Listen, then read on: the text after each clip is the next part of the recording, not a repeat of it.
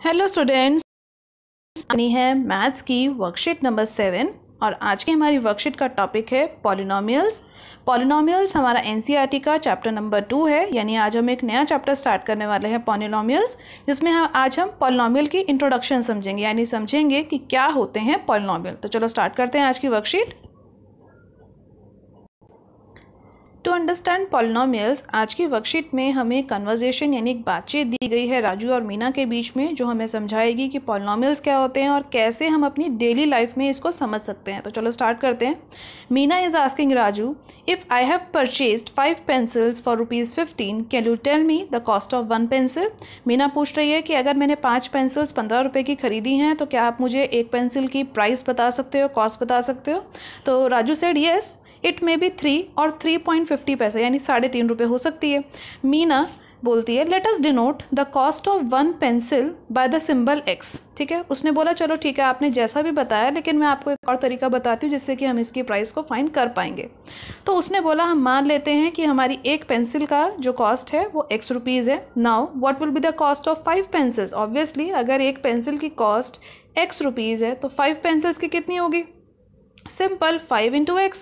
So we should get it by multiplying 5 and x, और हमारा जो टोटल प्राइस था हमारा वो हमें ऑलरेडी पता था, यानी 5 into x will be equal to 15. So हम इस तरीके से एक इक्वेशन भी सेटअप कर पाए और x की वैल्यू भी यहाँ से समझ पाए। और हमें ईजिली ये पता है कि 5 को किस नंबर से मल्टीप्लाई करें कि हमारा आंसर 15 आ जाए। सभी को पता है ना, 5 को 3 से मल्टीप्लाई करेंगे तभी हमारा आंसर 15 आएगा। इट मीन्स 5 जो हमने पेंसिल्स खरीदी थी और x रुपीज़ जो हमने एक पेंसिल का प्राइस माना था, तो इस इक्वेशन से, इस एक्सप्रेशन से हमें समझ आ गया कि 3 रुपीज़ की हमारी 1 पेंसिल हुई होगी। तो यही मीना और राजू आपस में बात करके एक दूसरे को समझा रहे हैं। नाउ अब वो ये पूछ रही है कि Raju if the cost of 5 pencils would have been 50 rupees, अगर मान लिया जाए कि 5 पेंसिल्स का प्राइस अब की बार 50 रुपीज़ का है तो हम कैसे करेंगे। तो वो कहता है कोई प्रॉब्लम नहीं है, यही 5 into x को हम इक्वल टू 50 रख देते हैं। अब फिर से हमें देखना है कौन सा ऐसा नंबर है 5 से जिसको मल्टीप्लाई कर दे तो आंसर 50 हो जाएगा। ऑब्वियसली हमारा आंसर होगा 10। तो इट मीन्स हमारे जो एक पेंसिल का प्राइस हो जाएगा वो हो जाएगा 10। तो इस तरीके से राजू और मीना की बातचीत में आपने कुछ नोटिस किया।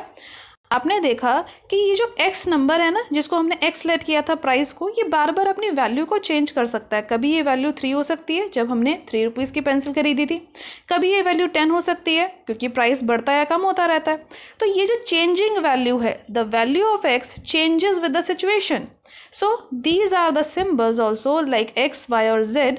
सो दीज वैल्यूज़ जो बार बार टाइम के साथ चेंज होती रहती हैं, जिनकी वैल्यू फिक्स नहीं होती, these terms are called in maths is variable. इनको हम बोलते हैं वेरिएबल, जिनकी वैल्यूज़ वेरी करती है, मतलब डिफरेंट रहती है, बार बार बदलती रहती है।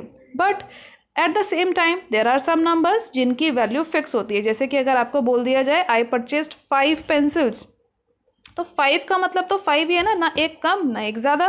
अगर आपको बोला गया था हमने 10 पेंसिल्स खरीदी या 10 पेन्स खरीदे, तो वो भी एक फ़िक्स वैल्यू, ना एक कम और ना एक ज़्यादा। तो ये फ़िक्स वैल्यूज़ हमें मैथ्स की जो लैंग्वेज है उसमें क्या कहलाती हैं, कॉन्स्टेंट्स। सो आई होप अब आपको दोनों ही कंसेप्ट अच्छे से समझ आ गए होंगे, what are the variables and what are the constants. Now let's move on to our worksheet. आगे की वर्कशीट में हमें समझाया गया है what are the algebraic expression. तो ये भी आप पढ़कर आए हैं ना 8th क्लास में, तो चलो एक बार रिवाइज करते हैं।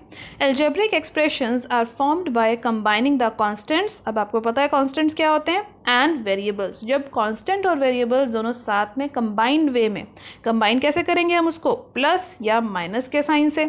जब इनको कंबाइन करके लिख दिया जाता है तो ये क्या कहलाते हैं in terms of maths language, algebraic expression. जैसे कि अगर मैं यहाँ लिख देती हूँ 4x, फिर साथ में लिख देती हूँ 7, और मैं एक और कोई और वेरिएबल भी ले लेती हूँ -3y। तो ये जो एक्सप्रेशन, ये जो टर्म मैंने लिख दी पूरी 4x + 7 -3y, ये क्या कहलाएगी, this is called algebraic expression. अब इस एक्सप्रेशन में ध्यान से देखो, ये 4x हमारी कैसी टर्म है, this is the variable term, क्योंकि इसके पास अल्फ़ाबेट है x। तो जो भी अल्फ़ाबेट वाली टर्म्स होती हैं, जिनके पास इंग्लिश के अल्फ़ाबेट्स होते हैं, वो सारी वेरिएबल होती हैं। इसी तरीके से ये 3y वाली जो टर्म है, ये भी हमारी वेरिएबल टर्म है। लेकिन ये जो 7 है, जिसके पास कोई अल्फ़ाबेट नहीं है, this term is a constant term. So बेटा, अभी तक की वर्कशीट की अकॉर्डिंग हमने सीख लिया कि अलजेब्रिक एक्सप्रेशंस क्या होते हैं। जब हम कांस्टेंट और वेरिएबल को कंबाइन करके लिख देते हैं बाय अ पॉजिटिव साइन और अ नेगेटिव साइन, यानी प्लस और माइनस की फॉर्म में, तो वो बनते हैं अलजेब्रिक एक्सप्रेशन। तो अलजेब्रिक एक्सप्रेशन में क्या सिर्फ 2 ही टर्म्स हो सकती हैं? No, algebraic expression can have 1 or more than 1 term, यानी उनके पास एक या एक से ज़्यादा टर्म्स हो सकती हैं। जैसे कि यहाँ पर देखो एग्जांपल्स लिखे गए हैं।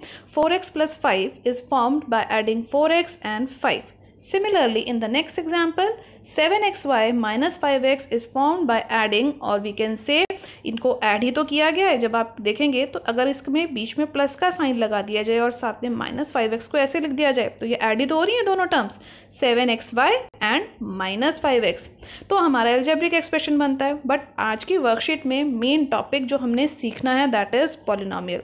तो चलो देखते हैं व्हाट इज़ अ पॉलिनोमियल। एक अलजेब्रिक एक्सप्रेशन पॉलिनोमियल कब बनता है?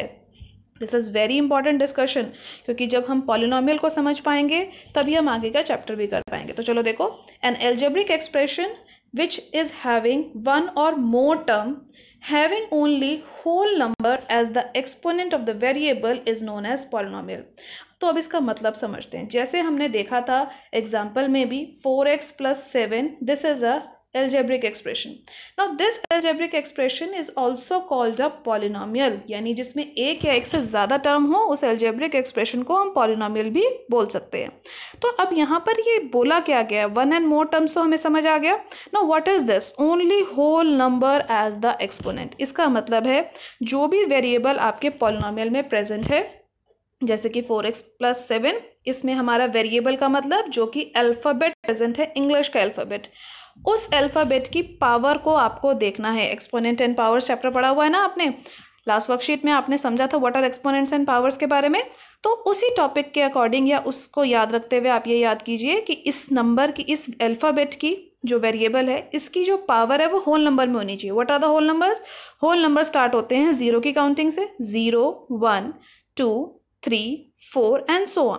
तो आपको ध्यान रखना है कि इसकी पावर इसी तरीके के नंबर्स में हो, जैसे कि x की पावर यहाँ कुछ नहीं लिखा, यानी पावर क्या है 1। So yes, this is our polynomial. तो आपको ध्यान रखना है कि जो भी आपका वेरिएबल है उसकी पावर कैसी हो, होल नंबर में, ना ही नेगेटिव नंबर होनी चाहिए, यानी ना ही कोई इंटीजर होनी चाहिए। अगर आप कोई इंटीजर देख पा रहे हैं जो कि पावर की फॉर्म में लिखे हैं, तो यानी वो पॉलिनोमियल नहीं है। अगर कोई फ्रैक्शन लिखा है, यानी 1/2, 2/3, 4/5, इस तरह के कोई नंबर पावर में लिखे हैं x की, तो वो भी नहीं है। इंटीजर का मतलब मैं यहाँ लिख देती हूँ, लाइक -3। फ्रैक्शन का मतलब जैसे कोई भी नंबर 3/2, 5/2, या फिर कोई रैशनल नंबर भी हो सकते हैं। Rational numbers like, rational number कैसे होंगे, -5/8। अगर इस तरीके के नंबर हैं तो भी पावर में अगर हैं, तो भी वो जो एक्सप्रेशन होगा, अलजेब्रिक एक्सप्रेशन, वो पॉलिनोमियल नहीं होगा। इसी तरीके से अगर कोई डेसिमल नंबर्स हुए, डेसिमल नंबर्स भी अगर पावर में हुए, अगर कोई डेसिमल का नंबर हुआ, जैसे कोई 0.3, 4.5 अगर पावर में हुआ, तब भी वो एक्सप्रेशन हमारा पॉलिनोमियल नहीं होगा। तो यानी सिर्फ और सिर्फ होल नंबर की पावर्स होने पर ही हमारा जो एक्सप्रेशन है, वो एक्सप्रेशन क्या कहलाएगा, a polynomial. Now let us see some examples जो यहाँ दिए गए हैं। 4x + 3y, तो देखो दोनों x और y दोनों की पावर क्या है, 1 and 1। अगला है 3mn, अब 3m और n, m और n साथ में लिखे हैं, कोई प्रॉब्लम नहीं है, लेकिन m की पावर भी 1 है और n की भी पावर 1 है, कोई नंबर नहीं है, तो इट इज़ ओके। ये हमारा कैसा एक्सप्रेशन हो जाएगा, अलजेब्रिक एक्सप्रेशन, और साथ ही कहलाएगा polynomial. Next is p + q + r + s। So these all expressions are called polynomial। So polynomial having only one variable, that is like जैसे कि हमने इस वाले एग्जाम्पल में देखा PQRS, इसके अंदर 4 वेरिएबल थे, मतलब 4 अलग अलग अल्फ़ाबेट प्रेजेंट थे। तो जब किसी पॉलिनोमियल में सिर्फ और सिर्फ एक ही अल्फ़ाबेट प्रेजेंट होगा, चाहे वो x है, y है, a है, b है, एनी अल्फ़ाबेट जो कि एक ही होगा प्रेजेंट, तो तब हम उसको बोलेंगे polynomial in one variable. For example देखो, पहला एग्जाम्पल है ये वाला पूरा, जो कि है x³ + 2x² plus 4x minus 2। अब इस पूरे पॉलिनॉमियल में देखो सिर्फ और सिर्फ x यूज़ हो रहा है, x x एंड x, बस इसकी पावर अलग अलग है। पहली टाइम पे x की पावर क्या थी 3, सेकेंड टाइम पे 2 और थर्ड टाइम पे जो x की पावर है कुछ नहीं लिखा तो हम यहाँ पे 1 लिख देते हैं। तो तीसरे वाले x में जो पावर है वो है 1। सो that is why this is called polynomial in one variable, क्योंकि सिर्फ और सिर्फ x वेरिएबल यहाँ पर यूज़ हो रहा है। लेकिन जैसे कि आपने इस वाले एग्जाम्पल में देखा था p plus q plus r plus p plus q plus r plus s, इसमें 4 वेरिएबल्स थे। तो अब आपको डिफरेंस क्लियर हुआ। नेक्स्ट एग्जाम्पल है टी स्क्वायर प्लस 8, सिर्फ एक ही वेरिएबल है t। अगले एग्जाम्पल में है 3y square plus 5y plus 7, सो इसमें सिर्फ y वेरिएबल प्रेजेंट है। So that is why 3 examples जो हैं ये वाले किसके हैं, पॉलिनॉमियल इन वन वेरिएबल के। Now next question that must come in your mind, जो आपके माइंड में आना चाहिए, जैसे कि यहाँ पे पूछा गया है दैट आर 2, 4, -7, यानी कोई भी जो हमारे नंबर्स हैं जो like -7 is my number, -14 is my number, any integer, और वी कैन से 100, सिंपल एक नंबर 100, क्या ये नंबर्स भी कभी पॉलिनॉमियल हो सकते हैं? So our answer will be yes, they are also polynomial and a special name is given to them. एक स्पेशल नेम हमने इनको दिया है क्योंकि ये कॉन्स्टेंट है, इनकी वैल्यू नहीं बदल सकती, इनके साथ कोई अल्फ़ाबेट नहीं प्रेजेंट है, so that is why they are called constant polynomial. तो आपने याद रखना है, जब भी आपसे कोई पूछे, कोई भी सिंपल नंबर आपको दे दिया जाए और आपसे पूछे किस तरीके का पॉलिनॉमियल है, तो आप बोलेंगे this is a constant polynomial. Similarly हमारे पास एक नंबर होता है 0, सभी को पता है ना 0, तो वो 0 नंबर भी क्या पॉलिनॉमियल कहलाएगा? So your answer will be yes, 0 is also a polynomial. 0 जो है हमारा कांस्टेंट पॉलिनॉमियल भी कहलाएगा और 0 को हम अलग से 0 पॉलिनॉमियल भी बोलते हैं। तो आपने याद रखना है what are constant polynomials and what is 0 polynomial. Now let's start try yourself questions जो आज की वर्कशीट में दिए गए हैं, हमें समझाने के लिए कि हमें कितना पॉलिनॉमियल की अंडरस्टैंडिंग आ गई है, हमें समझ आ गया। तो चलो स्टार्ट करते हैं। In the following circle the polynomial, जो हमें क्वेश्चंस दिए गए हैं इनमें से जो पॉलिनॉमियल है उसको हमें सर्कल कर देना है। तो बहुत ध्यान से करना है। पॉलिनॉमियल कैसे होते हैं? जिसमें आपको वेरिएबल की जो पावर है वो कैसी होनी चाहिए? Whole number. पढ़ा था ना अभी आपने, होल नंबर में होनी चाहिए। What are the whole numbers? कैसे होते हैं हमारे होल नंबर्स? होल नंबर होते हैं हमारे स्टार्ट 0 से 1, 2, 3, 4, 5 एंड सो ऑन। इस तरीके के जो नंबर्स हैं ना वो सारे हमारे होल नंबर्स होते हैं। तो हमें चेक यही करना है कि जो हमारा वेरिएबल है उसकी पावर ऐसी नंबर्स में होनी चाहिए, 0 हो, 1 हो, 2 हो, या कोई भी ऐसा काउंटिंग नंबर हो। माइनस में नहीं होनी चाहिए, फ्रैक्शन में नहीं होनी चाहिए, डेसिमल में नहीं होनी चाहिए, ये आपको ध्यान रखना है। तो चलो स्टार्ट करो। पहला नंबर है स्क्वायर रूट एक्स प्लस 2। अब यहाँ पर ध्यान से देखो, स्क्वायर रूट एक्स का मतलब आपने पिछली वर्कशीट में पढ़ा था ना, जब भी स्क्वायर रूट होता था उसको एक्सपोनेंट की फॉर्म में कैसे लिखते हैं? एक्स की पावर क्या हो जाएगी? 1/2 प्लस 2। तो अगर आपने पिछली वर्कशीट नहीं देखी है तो पहले आप पिछली वर्कशीट देख लीजिएगा बेटा, जहाँ पर आपने एक्सपोनेंट एंड पावर्स पढ़ा था, जहाँ पे आपने ये सीखा था कि स्क्वायर रूट वाले नंबर को कैसे पावर में लिखते हैं। तो अब देखो ध्यान से, यहाँ पर आ गई ना वही बात जो मैंने अभी आपको बोली थी कि पावर फ्रैक्शन में यानी अपॉन में नहीं होनी चाहिए, यानी ये हमारा जो फर्स्ट एग्जाम्पल है, जो फर्स्ट क्वेश्चन है, ये पॉलिनॉमियल नहीं होगा। नेक्स्ट एग्जाम्पल पर आते हैं। नेक्स्ट हमारा क्वेश्चन देखिए क्या है, स्क्वायर रूट है, लेकिन अब की बार जो स्क्वायर रूट है वो किसके ऊपर है? 3 के ऊपर। थर्ड करवा रही हूँ पहले मैं आपको, थर्ड देखना। स्क्वायर रूट 3, फिर है एक्स स्क्वायर माइनस 2x। तो बहुत ध्यान से देखना, ये जो स्क्वायर रूट है ना ये 3 के ऊपर है, अब की बार x पे नहीं है। तो वेरिएबल चेक करो, वेरिएबल है x और ये भी x है। पहले वाले वेरिएबल की पावर है 2, दूसरे वाले पर कोई पावर नहीं है, इट मीन्स पावर 1 होगी। तो उसको भी हम चेक कर लेते हैं, ये भी होल नंबर है, it means this is correct, ये हमारा पॉलिनॉमियल होगा क्योंकि पावर जो है वेरिएबल की वो कैसी हैं? हमारे होल नंबर्स में। तो हमने इसको सर्कल कर दिया। नेक्स्ट देखते हैं। सो लेट अस सी, हम सेकेंड पार्ट हमने स्किप किया था, हम सेकेंड पार्ट देखते हैं। पहले सेकेंड पार्ट क्या है? T square plus 5t minus 1। So very easy, ये तो बहुत इजी है। टी की पावर स्क्वायर में है 2 है, इस वाले टी की पावर 1 है, लास्ट पे 1 है, तो यानी ये भी हमारा कैसा है? पॉलिनॉमियल, क्योंकि सारी होल नंबर में थी। फोर्थ देखते हैं। सिंपल एक क्या नंबर लिखा हुआ है? 8। तो मैंने अभी आपको बताया था जब भी कोई एक सिंपल नंबर लिखा हो तो ये कैसा पॉलिनॉमियल होगा? This is a constant polynomial. इसमें आप ये नहीं बोलेंगे कि मैम इसमें तो वेरिएबल ही नहीं है, इसमें तो एक्स वाई जेड ही नहीं है, तो ये तो पॉलिनॉमियल ही नहीं होगा। नो, अगर कोई भी सिंपल एक नंबर लिखा जाता है so that number is called a constant polynomial. तो इसके बाद फिफ्थ पार्ट देखो, 1 माइनस स्क्वायर रूट 2x। अब स्क्वायर रूट बहुत ध्यान से देखना किस पर है, x पर है या नंबर पर है। तो यहाँ पर भी हमारा जो स्क्वायर रूट है वो नंबर पर है, इस वेरिएबल पे नहीं है, कोई प्रॉब्लम नहीं है, इसकी पावर यानी 1 है। तो यानी x हमारे पास मौजूद है, उसकी पावर होल नंबर में है। सो yes this is also a polynomial, circle कर देते हैं। नेक्स्ट पार्ट पर आते हैं। नेक्स्ट पार्ट क्या है देखो, t माइनस 4, इस पूरे के नीचे भी एक t लिखा हुआ है। तो अब आप कहेंगे मैम इसमें भी कोई प्रॉब्लम नहीं है, इस वाले t की पावर भी 1 है, इस वाले t की भी पावर 1 है, this is also polynomial. But no, हमने सीखा था कि जो हमारा पॉलिनोमियल है उसमें पावर होल नंबर होनी चाहिए। तो ध्यान से देखो, जो हमारा ये जो t नीचे बैठा हुआ है, इस नीचे बैठे हुए t को एक्सपोनेंट एंड पावर का रूल लगाओ और इसको ऊपर लेकर आओ, तो क्या हो जाएगा, t की पावर, ऊपर वाला देख देती हूँ पहले मैं, t माइनस 4 ऐसे का ऐसे ही।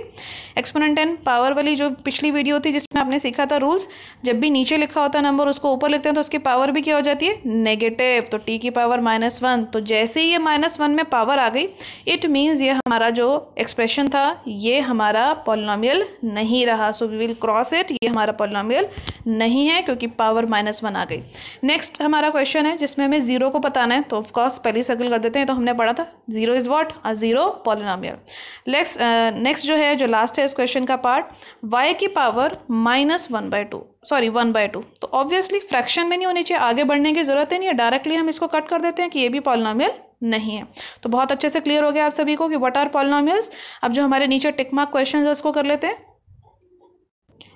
सो राइट और रॉन्ग हमें करने हैं मार्क। पहला क्वेश्चन देखो क्या है, पहले में है x² + y + 3 is a polynomial in 1 variable. तो अभी आपने पढ़ा था ना, 1 वेरिएबल का मतलब एक ही अल्फाबेट होना चाहिए, तो लेकिन यहाँ पर तो x भी है और y भी है, तो यानी ये 1 वेरिएबल नहीं है, this is a polynomial of course, but this is a polynomial in 2 variable. और हमसे पूछा जा रहा था 1 वेरिएबल का, तो obviously this is wrong, we will put a wrong here क्योंकि ये पॉलिनोमियल इन 2 वेरिएबल है। Next, number of term in a polynomial is or at most 2, यानी कि एक पॉलिनोमियल में ज़्यादा से ज़्यादा 2 ही टर्म्स होनी चाहिए। So this is also wrong. हमने पढ़ा था पॉलिनोमियल में एक से ज़्यादा टर्म्स हो सकती हैं, एक से ज़्यादा का मतलब 2 हों, 3 हों, 4 हों, सभी टाइप की जो टर्म्स अगर एक पॉलिनोमियल में हो सकती हैं। So this is also done, ये भी हो गया। नेक्स्ट है 0 इज अ पॉलिनोमियल। येस, ये तो हमें बहुत अच्छे से याद हो गया because 0 is called a 0 polynomial, ये भी फिनिश हो गया। नेक्स्ट है x + 1/x is a polynomial. तो आप कहेंगे ma'am yes it is a polynomial क्योंकि x में दोनों की पावर में देखो 1 ही है। कई बच्चे कह सकते हैं कि मैम दोनों की पावर तो 1 है, यहाँ पे भी 1 है, यहाँ पे भी 1 है, लेकिन ये ध्यान रखना जो भी आपका जो आप वेरिएबल चेक कर रहे हो वो डिनोमिनेटर में नहीं होना चाहिए, उसको न्यूमरेटर में होना चाहिए। तो पहले इसको न्यूमरेटर में लेकर आओ, ये तो एज इट इज़ रहेगा। ये जो नीचे बैठा हुआ है ना, इसको एक्सपोनेंट एंड पावर के रूल से ऊपर लेकर आओ, यानी इसकी पावर ठीक करो, नीचे था इसका रेसिप्रोकल कर दो, तो पावर कैसी हो जाएगी, माइनस में। तो जैसे ही अब माइनस में हो गई तो आपको क्लियर हो गया होगा that obviously this is not a polynomial. तो आज की वर्कशीट यहीं फिनिश होती है बेटा। आज की वर्कशीट में आपने बेसिक से इंट्रोडक्शन समझी है कि पॉलिनोमियल क्या होते हैं, जो आपको बहुत अच्छे से समझ आ गई होगी। इसी वर्कशीट के बेसिस पर हम आगे की वर्कशीट्स भी करेंगे, तो अच्छे से इसको समझ लीजिए, प्रैक्टिस कीजिए। एनसीईआरटी में इस रिलेटेड भी क्वेश्चंस हैं एक्सरसाइज में। फर्स्ट एक्सरसाइज जो आपकी इस चैप्टर की है उसको ज़रूर प्रैक्टिस कीजिए। आज की वर्कशीट की वीडियो अच्छी लगी हो तो अपने फ्रेंड्स के साथ लाइक और शेयर करना मत भूलिएगा। मेरे चैनल पर पहली बार आए हैं तो चैनल को सब्सक्राइब कर लीजिए ताकि आपको अगले आने वाली वीडियोज़ की नोटिफिकेशन टाइम से मिल सके। Thank you for watching.